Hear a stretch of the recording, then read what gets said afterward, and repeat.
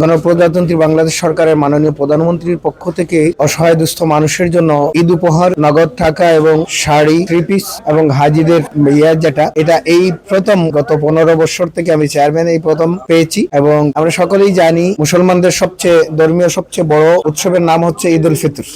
ঈদ উল ফিতরও সমাজের একটা অংশ মানুষ কিন্তু এই ঈদের আনন্দে আনন্দিত হতে পারে না। তার কারণ হচ্ছে তার বাচ্চাদের, তার ফ্যামিলির মানুষদেরকে ঈদের নতুন কাপড় কিনে দিতে পারে না। আমি মনে করি আমাদের মাননীয় প্রধানমন্ত্রী যে উদ্যোগ নিয়েছেন সেটি যুগোপযোগী একটি উদ্যোগ নিয়েছেন। সমাজের কিছু সংখ্যক অসহায় দুস্থ মানুষকে এই ঈদ উপহার দিয়ে আমাদের সাথে ঈদের আনন্দকে ভাগাভাগি করে নেওয়ার একটা প্রয়াস তিনি চালিয়েছেন। এটিকে আমরা সাধুবাদ এবং ধন্যবাদ জানাচ্ছি। আমি একজন জনপ্রতিনিধি হিসাবে বিয়ানীবাজার উপজেলার প্রধানমন্ত্রী তান তহবিল থেকে আমাদের এমপি মহোদয়ের কাছ থেকে আমরা এই প্রথম ঈদ সামগ্রী গ্রহণ করেছি। নগদ টাকা 40,000 টাকা এবং থ্রি পিস এবং শাড়ি সহ আমরা গ্রহণ করেছি। এইগুলো আমরা সুষ্ঠুভাবে আমাদের ইউনিয়নের যারা প্রাপ্য তাদেরকে আমরা বিতরণ করব। আমি আমার ইউনিয়নবাসীর পক্ষ থেকে এমপি মহোদয় এবং মাননীয় প্রধানমন্ত্রীকে আমি ধন্যবাদ জানাচ্ছি যে এই ধরনের ঈদ সামগ্রী দিয়ে আমাদের এলাকার কত দরিদ্র মানুষের যে খুশি করেছেন। এই জন্য আমি আমার ইউনিয়নবাসীর পক্ষ থেকে ওনাকে আন্তরিক ধন্যবাদ মুবারকবাদ জানাচ্ছি। বাংলাদেশ সরকারের প্রধানমন্ত্রী জনাব তারেক রহমান